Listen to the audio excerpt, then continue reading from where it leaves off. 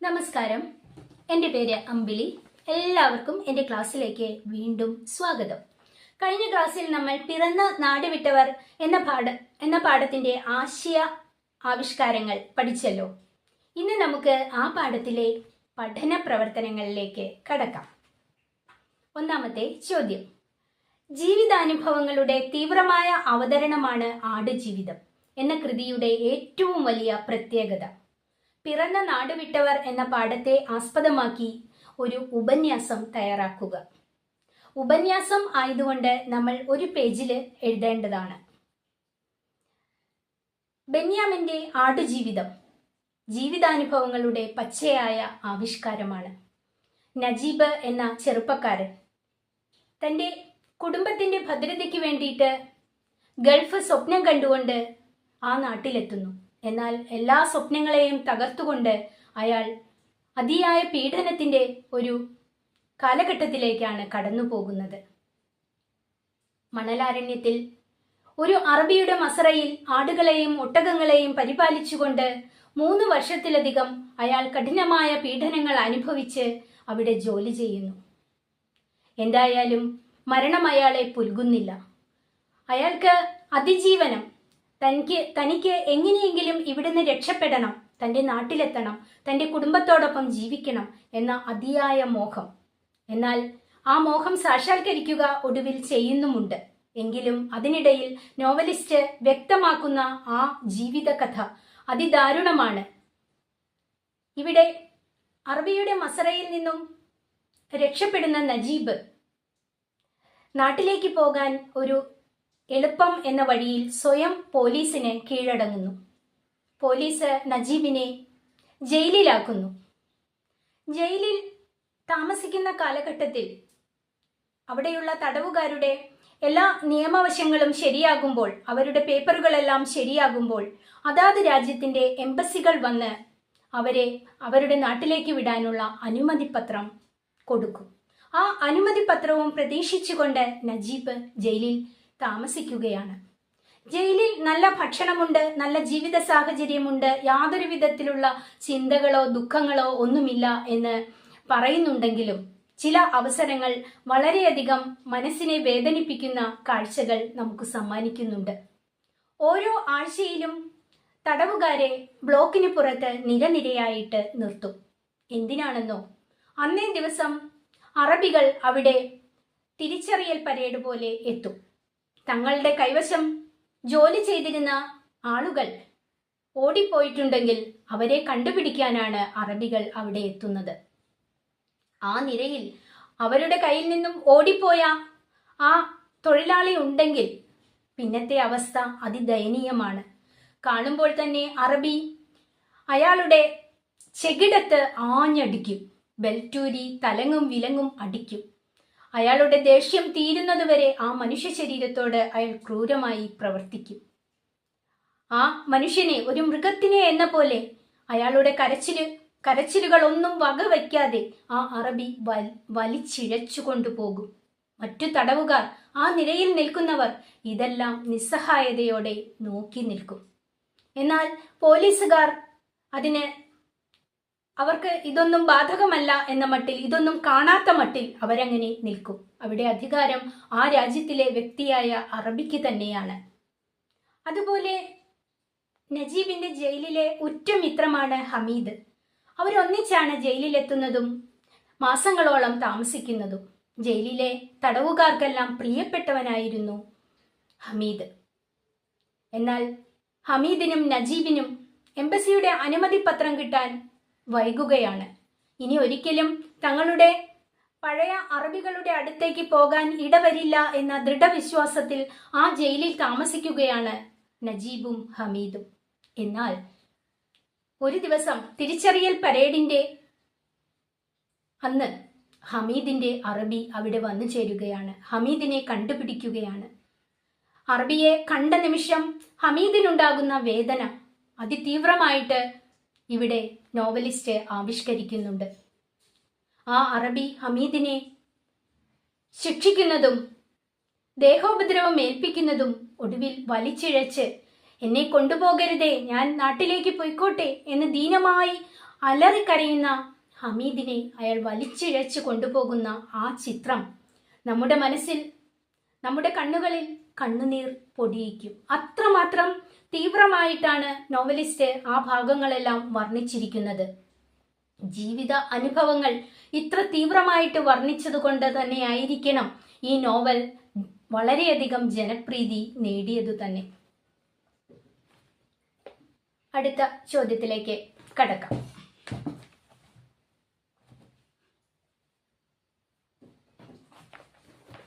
ഏതു സങ്കടത്തിൽ നിന്നും കരകയറാനുള്ള ഒരേ ഒരു വഴി നമ്മളെക്കാൾ സങ്കടമുള്ളവരുടെ കഥകൾ കേൾക്കുക എന്നത് തന്നെയാണ്. നജീബിന്റെ ഈ അഭിപ്രായത്തോട് നിങ്ങൾ യോജിക്കുന്നുണ്ടോ? സ്വാഭിപ്രായക്കുറിപ്പ് തയ്യാറാക്കുക. യോജിക്കുന്നുണ്ടോ? തീർച്ചയായിട്ടും നജീബിന്റെ ആ അഭിപ്രായത്തോട് യോജിക്കുന്നുണ്ട്. കാരണം ഏതു സങ്കടത്തിൽ നിന്നും കരകയറാനുള്ള ഒരേയൊരു പോംവഴി, ഒരേയൊരു വഴി നമ്മളെക്കാൾ സങ്കടമുള്ളവരുടെ കഥകൾ കേൾക്കുക എന്നത് തന്നെയാണ്.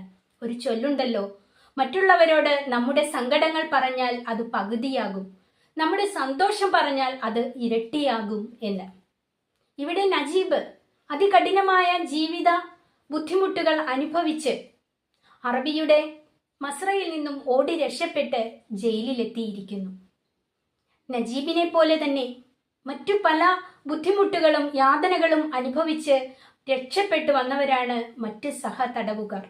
ജയിലിലെ വാസം അവരെ പരസ്പരം ചെങ്ങാതികളാക്കുന്നു, നല്ല പരിചയമുള്ളവരാക്കുന്നു. അതിന്റെ അടിസ്ഥാനത്തിൽ അവരെല്ലാവരും അവരുടെ കഥകൾ പറയുന്നു. ഒരാളുടെ ജീവിതകഥ കേൾക്കുമ്പോൾ മറ്റൊരാൾ വിചാരിക്കുന്നത് തൻ്റെ ജീവിതം, തൻ്റെ കഥകൾ ഇത്ര ദുഃഖകരമല്ലല്ലോ എന്നാണ്. മറ്റുള്ളവരുടെ ജീവിത യാതന കഥകൾ കേൾക്കുമ്പോൾ നജീബ് ചിന്തിക്കുന്നു, ഞാൻ അനുഭവിച്ചത് ഇത്രയോളം വരില്ലല്ലോ എന്ന്. നജീബിന്റെ ജീവിതം നമ്മൾ നോവലിൽ വായിച്ചതാണ്. ഒരു മനുഷ്യനും അനുഭവിക്കാത്ത അത്ര യാതന ആ ചുട്ടുപഴുത്ത മണലാരണ്യത്തിൽ അയാൾ അനുഭവിക്കുന്നുണ്ട്.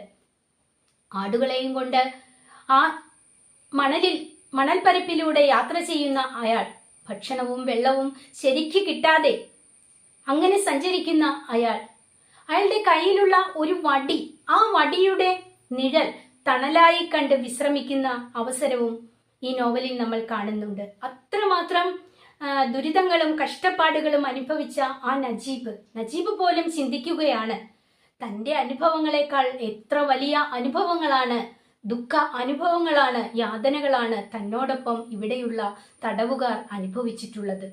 അത് കേൾക്കുമ്പോൾ നജീബിന് തോന്നുന്നു തൻ്റെ ജീവിതാനുഭവങ്ങൾ അത്ര വലുതല്ല, അത്ര സങ്കടകരമല്ല എന്ന്. അതുകൊണ്ടാണ് മറ്റുള്ളവരുടെ ആ ജീവിതത്തിലെ സങ്കടങ്ങൾ കേൾക്കുമ്പോൾ അത് നമ്മുടെ സങ്കടത്തിൽ നിന്നും കരകയറാനുള്ള നല്ലൊരു വഴിയാണെന്ന് നജീബ് ഇവിടെ പറയുന്നത്. അടുത്ത ചോദ്യത്തിലേക്ക് കടക്കാം. നജീബിന്റെ അനുഭവങ്ങളിൽ നിന്ന് ഗൾഫ് ജയിലുകളിലെ മനുഷ്യാവകാശ പ്രശ്നങ്ങൾ നിങ്ങൾ തിരിച്ചറിഞ്ഞിട്ടുണ്ടല്ലോ. പ്രവാസികളെ ഇവ എത്രത്തോളമാണ് ബാധിക്കുന്നത്? പ്രവാസികളും ഗൾഫ് ജയിലുകളിലെ മനുഷ്യാവകാശ ലംഘനങ്ങളും എന്ന വിഷയത്തിലെ സെമിനാർ അവതരണത്തിനായിട്ട് ഒരു പ്രബന്ധം തയ്യാറാക്കുക. പിറന്ന നാട് വിട്ടവർ എന്ന പാഠഭാഗം ബെന്യാമിന്റെ ആടുജീവിതം എന്ന നോവലിൽ നിന്നും എടുത്തിട്ടുള്ളതാണ്. ഗൾഫ് സ്വപ്നം കണ്ട്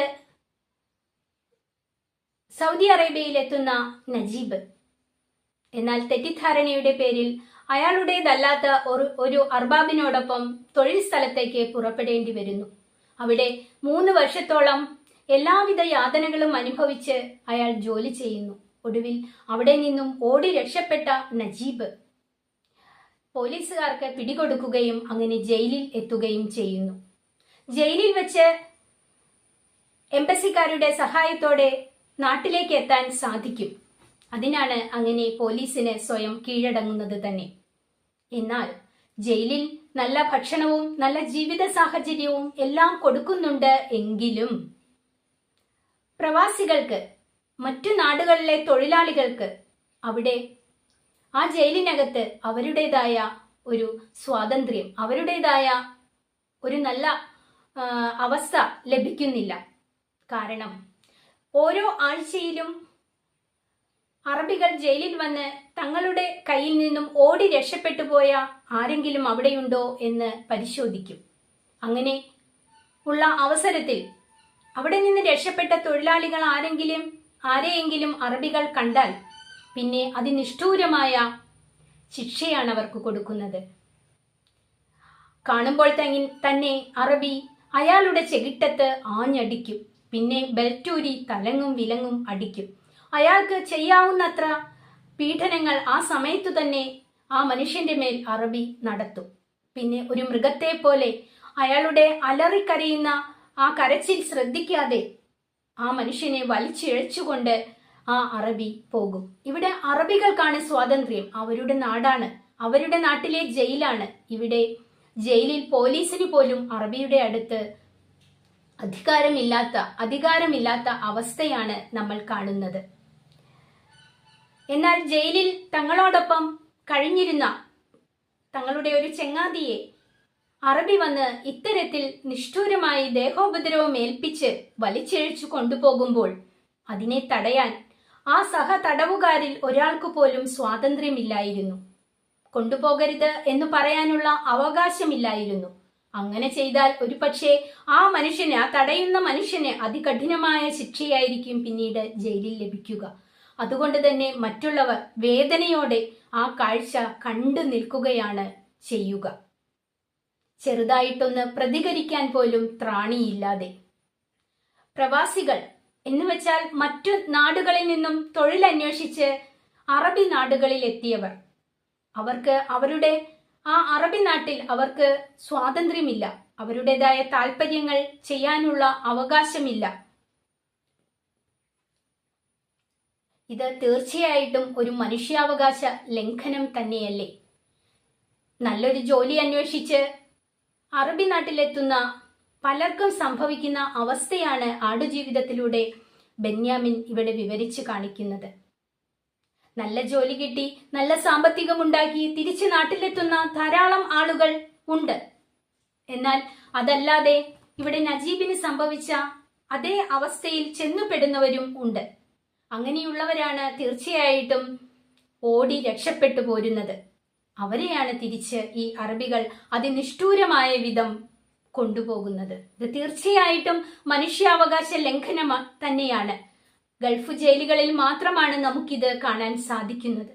നമ്മുടെ നാട്ടിൽ ജയിലുകളിൽ ഇത്തരത്തിലുള്ള അനുഭവം ആർക്കും ഉണ്ടാവുകയില്ല. ഇവിടെ നമുക്ക് സംസാരിക്കാനുള്ള സ്വാതന്ത്ര്യമുണ്ട്, പക്ഷേ അവിടെ അതിനുള്ള സ്വാതന്ത്ര്യം ഇല്ല. അടുത്ത ചോദ്യത്തിലേക്ക് കടക്കാം. തുല്യ ദുഃഖിതർ തമ്മിലോലും വേഴ്ച തെല്ലൊരാശ്വാസമേകുന്നതല്ലോ. ഇത് കുമാരനാശാന്റെ നളിനി എന്ന ഖണ്ഡകാവ്യത്തിലെ 2 വരികളാണ്. തുല്യ ദുഃഖിതർ തമ്മിലോലും വേഴ്ച തെല്ലൊരാശ്വാസമേകുന്നതല്ലോ. അതുപോലെ മറ്റൊന്ന്, നമ്മൾ ഒരാളോട് നമ്മുടെ വേവലാതികൾ പറയുമ്പോൾ കേൾക്കുന്ന ആൾ അതേ തോതിലല്ലെങ്കിലും അങ്ങനെ ചില വേദനകളിലൂടെ ചെറുതായിട്ടൊന്ന് കടന്നുപോയിരിക്കുകയെങ്കിലും വേണം. അല്ലാത്തവരോട് നമ്മൾ അത് പറയരുത്. പറഞ്ഞാൽ നമ്മൾ സ്വയം ഒരു കുറ്റവാളിയോ കോമാളിയോ ആയിത്തീരും. ഇത് സന്തോഷ് ഏച്ചിക്കാനത്തിന്റെ ബിരിയാണി എന്ന കൃതിയിലെ വാക്യങ്ങളാണ്. മറ്റൊന്ന്, ഏത് സങ്കടത്തിൽ നിന്നും കരകയറാനുള്ള ഒരേയൊരു പോംവഴി നമ്മളെക്കാൾ സങ്കടമുള്ളവരുടെ കഥ കേൾക്കുക എന്നത് തന്നെയാണ്. ഇത് നമുക്കറിയാം, നമ്മൾ പഠിച്ച പാഠഭാഗത്തുള്ളതാണ് ആടുജീവിതം ബെന്യാമിൻ. എന്നിട്ട് ഇവിടെ ചോദ്യം, പരസ്പരം പങ്കുവയ്ക്കുമ്പോൾ സങ്കടങ്ങളുടെ തീവ്രത കുറയുന്നുണ്ടോ? തന്നിരിക്കുന്ന ഭാഗങ്ങൾ താരതമ്യം ചെയ്ത് ഒരു കുറിപ്പ് തയ്യാറാക്കുക. 3 ചോദ്യങ്ങളാണ്. ആദ്യത്തേത് കുമാരനാശാന്റെ നളിനിയിലെ 2 വരികൾ. അതായത് തുല്യ ദുഃഖമുള്ള 2 പേർ തമ്മിലുള്ള കൂടിച്ചേരൽ അവർക്ക് പരസ്പരം ആശ്വാസം നൽകും എന്നാണ് കവി പറയുന്നത്. അത് വളരെ ശരി തന്നെയാണ്. 2 പേരും ദുഃഖിതരാണ്. ചിലപ്പോൾ 2 കാരണങ്ങളാലാകാം. എന്നാലും അവർ പരസ്പരം കാണുന്നു, അവരുടെ ദുഃഖങ്ങൾ പങ്കുവയ്ക്കുന്നു. അങ്ങനെ ചെയ്യുമ്പോൾ 2 പേർക്കും ആശ്വാസം ലഭിക്കുന്നു. അതുപോലെ രണ്ടാമത് സന്തോഷ് ഏച്ചിക്കാനം ബിരിയാണി എന്ന കൃതിയിൽ പറയുന്നത്, നമ്മൾ മറ്റൊരാളോട് നമ്മുടെ വേവലാതികൾ അല്ലെങ്കിൽ സങ്കടങ്ങൾ പറയുമ്പോൾ അത് അങ്ങനെയുള്ള വേദനകൾ ചെറുതായിട്ടെങ്കിലും അനുഭവിച്ച ഒരാളോട് വേണം പറയാൻ. എന്ന് വെച്ചാൽ നല്ല സന്തോഷത്തോടെ ദുഃഖങ്ങളൊന്നും അറിയാതെ നടക്കുന്ന ജീവിക്കുന്ന ഒരാളോട് നമ്മുടെ ദുഃഖങ്ങൾ പറഞ്ഞാൽ അയാൾക്ക് ആ ദുഃഖത്തിന്റെ വേദന അല്ലെങ്കിൽ അവസ്ഥ മനസ്സിലാക്കാൻ സാധിക്കുകയില്ല. അയാളുടെ ജീവിതം മുഴുവൻ സന്തോഷമാണ്, ഒന്നിനും കുറവില്ല, ദുഃഖമില്ല. അങ്ങനെയുള്ള ഒരാൾക്ക് തീർച്ചയായിട്ടും മറ്റൊരാളുടെ ദുഃഖം വേദന മനസ്സിലാക്കാനുള്ള ആ ഒരു കഴിവ് ഉണ്ടായി എന്ന് വരില്ല. അതുകൊണ്ട് അല്പമെങ്കിലും ദുഃഖത്തിലൂടെ വേദനയിലൂടെ കടന്നുപോയ ഒരാളോട് വേണം നമ്മൾ നമ്മുടെ ദുഃഖങ്ങൾ പറയാൻ. അല്ലാതെ ഉള്ളവരോട് പറഞ്ഞാൽ അവർക്ക് നമ്മളുടെ ദുഃഖം കേൾക്കുമ്പോൾ നമ്മളൊരു കുറ്റവാളിയോ അല്ലെങ്കിൽ ഒരു കോമാളിയോ ആയിട്ടായിരിക്കും തീരുക. അദ്ദേഹം പറയുന്നത് ചുരുക്കത്തിൽ, നമ്മുടെ വേദനകൾ നമ്മൾ പറയുന്നത് കുറച്ചെങ്കിലും ദുഃഖം അനുഭവിച്ചവരോട് ആയിരിക്കണം. ഒരു ദുഃഖവും ഇല്ലാത്തവരോട് അത് പറഞ്ഞാൽ നമ്മുടെ ദുഃഖത്തിന്റെ തീവ്രത അവർക്ക് മനസ്സിലാക്കാൻ സാധിക്കുകയില്ല. അവർ നമ്മളെ ഒരു കുറ്റവാളി അല്ലെങ്കിൽ ഒരു കോമാളിയായിട്ട് മാത്രമേ കാണുകയുള്ളൂ. പിന്നെ ആടുജീവിതത്തിലെ, അത് നമ്മൾ മുൻ ചോദ്യത്തിൽ പറഞ്ഞതാണ്, ഏതു സങ്കടത്തിൽ നിന്നും കരകയറാനുള്ള ഒരേയൊരു പോംവഴി നമ്മളെക്കാൾ സങ്കടമുള്ളവരുടെ കഥ കേൾക്കുക തന്നെയാണ്. അത് ശരി തന്നെയാണ്. നമ്മൾ മറ്റുള്ളവരുടെ കഥകൾ കേൾക്കുമ്പോൾ നമുക്ക് നമ്മുടെ ദുഃഖം അത്ര വലുതല്ല എന്ന് തോന്നും. അപ്പോൾ നമുക്ക് ജീവിക്കാനുള്ള ഒരു പ്രചോദനം നമുക്ക് തോന്നും. ഞാൻ ഇത്രയല്ലേ അനുഭവിച്ചുള്ളൂ, തന്നെക്കാൾ കൂടുതലാണല്ലോ അയാൾ അനുഭവിച്ചിരിക്കുന്നത്, എത്ര കഷ്ടം. അപ്പോൾ എൻ്റെ വേദന, എൻ്റെ യാതന, എൻ്റെ ദുഃഖം ഇതൊന്നും അത്ര വലുതല്ല എന്ന് മനസ്സിൽ തോന്നുകയും മനസ്സിനൊരു ആശ്വാസം ലഭിക്കുകയും ചെയ്യും. അടുത്ത ചോദ്യത്തിലേക്ക് കടക്കാം. ഒരൊറ്റ വാക്കിൽ, ഒരൊറ്റ വിളിയിൽ അത്രയും വികാരങ്ങൾ ഒന്നിച്ച് സമ്മേളിപ്പിക്കാനാവുമെന്ന് എനിക്ക് അപ്പോഴേ മനസ്സിലായുള്ളൂ. ലോകത്തിൽ ഒരു കലാകാരനും പുനരാവിഷ്കരിക്കാൻ കഴിയാത്ത ജീവിതത്തിന്റെ ഒരു പച്ച നിമിഷം. ഇത് നജീബിന്റെ അനുഭവമാണല്ലോ. ആശ്ചര്യചിഹ്നമിട്ട് എഴുതുന്ന ഒരു വാക്കിന് ഏതെല്ലാം വികാരങ്ങളെ പ്രകടിപ്പിക്കാൻ കഴിയും. ജയിലിലെത്തുന്ന നജീബിന്റെ ഉറ്റ മിത്രമാണ് ഹമീദ്. രണ്ടുപേരും കുറെ മാസങ്ങളായിട്ട് ജയിലിൽ ഒന്നിച്ച് കഴിയുകയാണ്. ഇനി ഒരിക്കലും തന്റെ അറബിയുടെ അടുത്തേക്ക് തിരിച്ചു പോകാൻ ഇടവരില്ല എന്ന ആത്മവിശ്വാസത്തോടെ കഴിയുന്ന ആ അവസരത്തിൽ തിരിച്ചറിയൽ പരേഡ് ദിനം അറബി ഹമീദിനെ കാണുകയാണ്. അറബിയെ കാണുന്ന നിമിഷം തന്നെ ഹമീദ്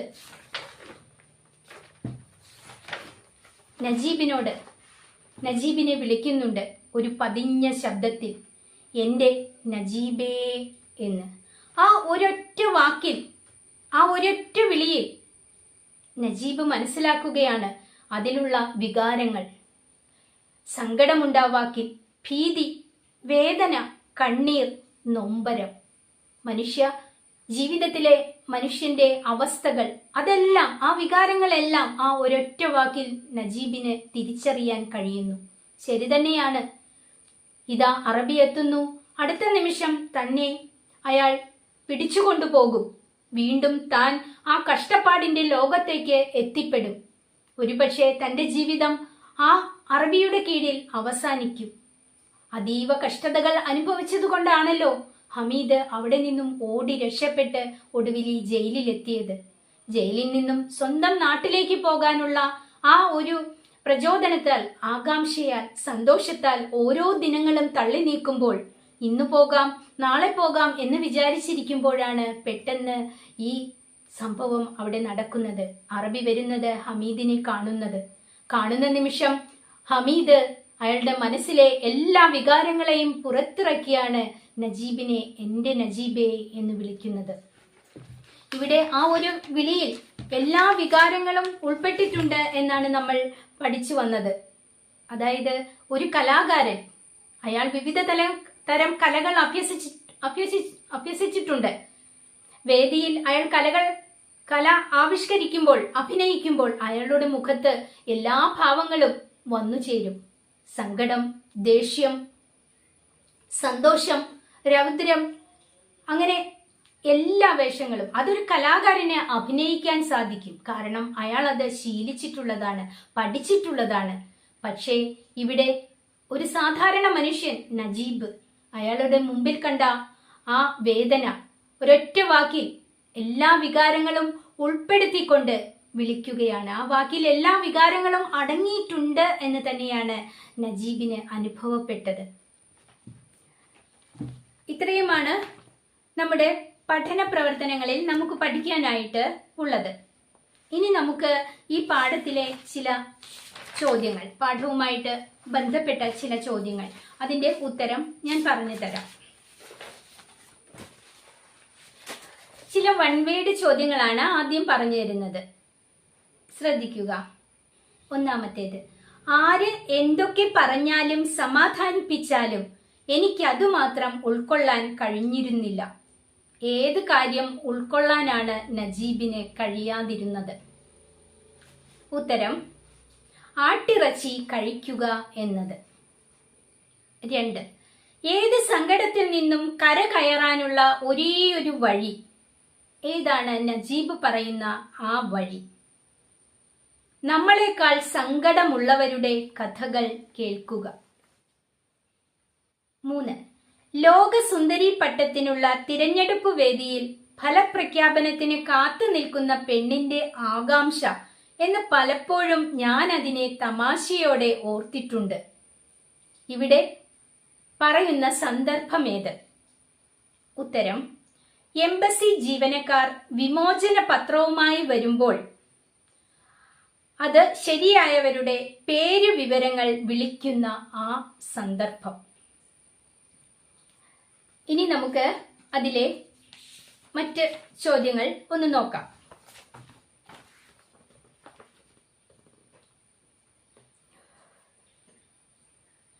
എത്രയോ കാലം എന്റെ പതിവായിരുന്നു അത്. ജയിലിലെ ഏത് കാര്യമാണ് നജീബ് ഇവിടെ പറയുന്നത്? ഉത്തരം, വൈകുന്നേരത്തെ ഭക്ഷണം ഗുബൂസും കറിയുമായിരിക്കും. ചിലപ്പോൾ ആട്ടിറച്ചിയായിരിക്കും കറിയായിട്ട് വരിക. എന്നാൽ നജീബ് ആട്ടിറച്ചി കഴിക്കുകയില്ല, അതിനോട് ഒട്ടും താല്പര്യമില്ല. അതുകൊണ്ട് വിശക്കുന്ന സമയത്ത് ഗുബൂസ് മാത്രം എടുത്ത് പച്ചവെള്ളത്തിൽ മുക്കി കഴിക്കും. അതിന് യാതൊരു ബുദ്ധിമുട്ടും ഒരു വിഷമവും എനിക്ക് ഉണ്ടായിരുന്നില്ല എന്നാണ് നജീബ് പറയുന്നത്. അതിന് കാരണം അറബിയുടെ മസറയിൽ 3 വർഷത്തിലധികം നജീബ് ഗുബൂസ് കഴിച്ചിരുന്നത് പച്ചവെള്ളത്തിൽ മുക്കി തന്നെയായിരുന്നു. വിശപ്പടക്കാൻ അല്ലാതെ മറ്റു മാർഗങ്ങളൊന്നും ഉണ്ടായിരുന്നില്ല അവിടെ. അപ്പൊ അങ്ങനെയൊരു ശീലം വർഷങ്ങളോളം ശീലിച്ചതുകൊണ്ട് എനിക്ക് ഇപ്പോൾ ഗുബൂസ് വെള്ളത്തിൽ മുക്കി കഴിക്കുന്നതിന് യാതൊരു വിഷമവുമില്ല എന്ന് നജീബ് പറയുന്നു. അടുത്ത ചോദ്യത്തിലേക്ക് കടക്കാം. അത്രയും മാനസിക സമ്മർദ്ദമില്ലാതെ കഴിഞ്ഞ ദിവസങ്ങൾ ജീവിതത്തിൽ എവിടെയും എനിക്ക് ഓർമ്മിക്കാൻ കഴിയുന്നില്ല. നജീബ് ഓർക്കുന്ന ആ സമയം അല്ലെങ്കിൽ ആ സ്ഥലം ഏത്? ജയിലിലെ താമസ സമയം. കാരണം ജയിലിൽ സമയത്ത് ഭക്ഷണം കഴിക്കുക, നമസ്കരിക്കുക, ആവശ്യത്തിനും അതിലധികവും ഉറങ്ങുക, വെറുതെ ചിന്തിക്കുക, വേണ്ടുന്നത്ര വർത്തമാനം പറയുക, ജീവിതത്തെപ്പറ്റി പുതിയ വല്ലതും മോഹിക്കുക, ഇതെല്ലാം സാധ്യമായിരുന്നു. ജയിലിൽ അതിനെല്ലാമുള്ള സ്വാതന്ത്ര്യം ഉണ്ടായിരുന്നു. തന്റെ മുൻകാല ജീവിതത്തിലെ ദുരനുഭവങ്ങൾ ജയിലിൽ ഉണ്ടായിരുന്നില്ല. എല്ലാത്തിനും സ്വാതന്ത്ര്യം ഉണ്ടായിരുന്നു. അതുകൊണ്ടാണ് നജീബ് പറയുന്നത്, മാനസിക സമ്മർദ്ദമില്ലാതെ കഴിഞ്ഞ ദിവസങ്ങൾ ജീവിതത്തിൽ എനിക്ക് ഓർമ്മിക്കാനേ കഴിയുന്നില്ല എന്ന്. അടുത്ത ചോദ്യത്തിലേക്ക് കടക്കാം. അതോർത്ത് ഞാൻ വീണ്ടും വീണ്ടും കുലുങ്ങി ചിരിച്ചു. ഒരു പക്ഷേ അന്നേരം ഹമീദിന് പോലും എന്റെ ചിരിയുടെ അർത്ഥം പിടികിട്ടി കാണില്ല. ഏത് കാര്യം ഓർത്തിട്ടാണ് നജീബ് ചിരിച്ചത്? ജയിലിൽ എല്ലാവിധ സൗകര്യങ്ങളും ഉണ്ടായിരുന്നെങ്കിലും കുളിക്കുവാനുള്ള സൗകര്യം ഉണ്ടായിരുന്നില്ല. ഒരാഴ്ചയോളം കുളിക്കാതിരുന്നപ്പോൾ ഹമീദിന് അത് ബുദ്ധിമുട്ടായി തീരുന്നു. അയാൾ ആ ബുദ്ധിമുട്ട് പറയുമ്പോൾ നജീബ് ചിരിക്കുകയാണ്. കാരണം 3 വർഷത്തിലധികം ആ മണലാരണ്യത്തിൽ അറബിയോടൊപ്പം ജോലി ചെയ്ത സാഹചര്യത്തിൽ നജീബ് ഒരു ദിവസം പോലും കുളിച്ചിട്ടില്ല. അയാൾക്ക് കുടിക്കുവാൻ പോലും അവിടെ അറബി വേണ്ടത്ര വെള്ളം കൊടുത്തിരുന്നില്ല. പിന്നെയല്ലേ കുളിക്കുന്ന കാര്യം. അപ്പോൾ അത്രയും കാലഘട്ടം കുളിക്കാതെ ഇരുന്ന തൻ്റെ അടുത്ത് വന്നിട്ട് ഹമീദ് ഒരാഴ്ച കുളിക്കാതിരുന്നതിന്റെ ബുദ്ധിമുട്ട് പറഞ്ഞത് കേട്ടപ്പോഴാണ് നജീബ് ചിരിച്ചത്. അടുത്ത ചോദ്യത്തിലേക്ക് കടക്കാം. മനുഷ്യർ അവന്റെ നിസ്സഹായ അവസ്ഥയിൽ എത്ര അധീരനായി പോകുന്നു എന്ന് അപ്പോഴാണ് ശരിക്കും മനസ്സിലാകുക. എപ്പോൾ? ആ സന്ദർഭം എന്ത്? ജയിലിൽ എല്ലാവിധ സൗകര്യങ്ങളുണ്ടെങ്കിലും ആഴ്ചയിലൊരിക്കൽ ഒരു തിരിച്ചറിയൽ പരേഡുണ്ട്. തങ്ങളുടെ കൈകളിൽ നിന്നും ഓടി രക്ഷപ്പെട്ട ആളുകൾ, വ്യക്തികൾ ആ ജയിലിലുണ്ടെങ്കിൽ അവരെ കണ്ടുപിടിക്കാനായി അന്നേ ദിവസം അറബികൾ എത്തും. തടവുകാർ ബ്ലോക്കിന് പുറത്ത് നിരനിരയായിട്ട് അങ്ങനെ നിൽക്കും.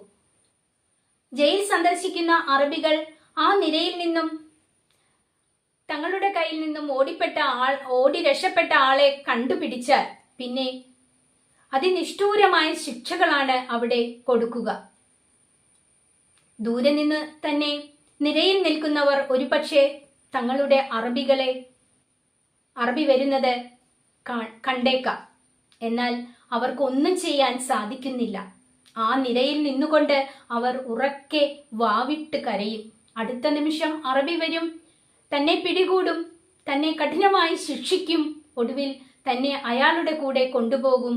വീണ്ടും താൻ പഴയ ആ യാതനകൾ നിറഞ്ഞ, ദുരിതങ്ങൾ നിറഞ്ഞ ജീവിതത്തിലേക്ക് എത്തിപ്പെടും എന്നോർത്ത് ആ മനുഷ്യൻ അവിടെ നിസ്സഹായതയോടെ, ഒന്നും ചെയ്യാൻ പറ്റാത്ത അവസ്ഥയിൽ ധൈര്യമെല്ലാം നഷ്ടപ്പെട്ട് അങ്ങനെ നിൽക്കും.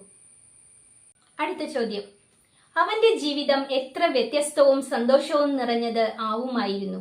നജീബ് ഹമീദിനെ കുറിച്ച് ഇങ്ങനെ പറയുന്നത് എന്തുകൊണ്ട്? കാരണം വളരെ മാസങ്ങളായിട്ട് നജീബും ഹമീദും ജയിലിൽ കഴിയുകയാണ്. ജയിലിൽ നിന്നും നാട്ടിലേക്ക് പോകാമെന്ന സ്വപ്നം കണ്ടുകൊണ്ട്, ഇനി ഒരിക്കലും അറബിയുടെ അടുത്തേക്ക് മടങ്ങിപ്പോകാൻ ഇടവരില്ല എന്ന ആത്മവിശ്വാസത്തോടെ കഴിയുന്ന സാഹചര്യത്തിൽ തിരിച്ചറിയൽ പരേഡ് ദിനം അറബി ഹമീദിനെ കണ്ടുപിടിക്കുന്നു. അങ്ങനെ അതികഠിനമായ പീഡനങ്ങൾ ഏൽപ്പിച്ച് വലിച്ചിഴച്ച് ഹമീദിനെ അയാളുടെ ജോലി സ്ഥലത്തേക്ക് കൊണ്ടുപോകുന്നു. പിറ്റേ ദിവസം എംബസിക്കാർ വരുന്ന ദിവസം അവർ ആദ്യമായിട്ട് ഹമീദിന്റെ പേരാണ് വിളിക്കുന്നത്. നജീബ് ചിന്തിക്കുന്നു, കഴിഞ്ഞ ആഴ്ച ഈ പേര് വിളിച്ചിരുന്നെങ്കിൽ അവന്റെ ജീവിതം എത്ര വ്യത്യസ്തവും സന്തോഷവും നിറഞ്ഞതാകുമായിരുന്നു. തീർച്ചയായിട്ടും അവന്റെ നാട്ടിൽ പോകാമായിരുന്നു, കുടുംബാംഗങ്ങളോടൊത്ത് സന്തോഷമായി ജീവിക്കാമായിരുന്നു. എന്നാൽ കുറച്ച് ഭാഗ്യം കുറവായിപ്പോയി. ഒരു ആഴ്ചയുടെ വ്യത്യാസം. ഇതാ ഹമീദ് അവന്റെ അറബിയുടെ അടിമയായി വീണ്ടും പോയിരിക്കുന്നു. ഇനി അവന്റെ അവസ്ഥ എന്താകുമെന്ന് ഊഹിക്കാൻ പോലും നമുക്ക് സാധിക്കുകയില്ല. അടുത്ത ചോദ്യം. ഭീതി കൊണ്ട് എനിക്ക് തല കറങ്ങുന്നതുപോലെ തോന്നി. എപ്പോൾ? നജീബിന് അങ്ങനെ തോന്നിയത് എപ്പോൾ? തിരിച്ചറിയൽ പരേഡ് ദിനം. നിരയിൽ നിൽക്കുന്ന നജീബ് തന്റെ യഥാർത്ഥ അർബാബിനെ, 3 വർഷക്കാലത്തിലധികം താൻ ജോലി ചെയ്ത ആ മണലാരണ്യത്തിലെ മസ്രയിലെ അർബാബിനെ കണ്ടുമുട്ടുന്നു. സാധാരണയായിട്ട് ആ അർബാബ് തന്നെ കാണുകയും തന്നെ ഹമീദിനെ കൊണ്ടുപോയതുപോലെ ബലമായി കൊണ്ടുപോകുകയും എന്ന് വിചാരിച്ച് വളരെയധികം വേദന അനുഭവിച്ച് അങ്ങനെ നിൽക്കുന്ന നജീബ് ആ അർബാബിനെ കണ്ടപ്പോഴാണ് ഭീതി കൊണ്ട് എനിക്ക് തല കറങ്ങുന്നത് പോലെ തോന്നിയത് എന്ന് നജീബ് പറയുന്നത്. ഇത്രയും ചോദ്യങ്ങളാണ് ഈ പാഠഭാഗത്ത് നിന്നും വരുന്നത്. ഏകദേശം എല്ലാ ചോദ്യങ്ങളും അതിന്റെ ഉത്തരങ്ങളും ഞാൻ പറഞ്ഞു തന്നിട്ടുണ്ട്. അപ്പോൾ അതൊക്കെ ഒന്ന് കേൾക്കുക, ശ്രദ്ധയോടെ കേൾക്കുക. അപ്പോൾ അതിന്റെ ഉത്തരം നിങ്ങൾക്ക് നിഷ്പ്രയാസം എഴുതാൻ സാധിക്കും. അപ്പം നമുക്ക് അടുത്ത പാഠവുമായിട്ട് അടുത്ത ക്ലാസ്സിൽ കാണാം. അതുവരെ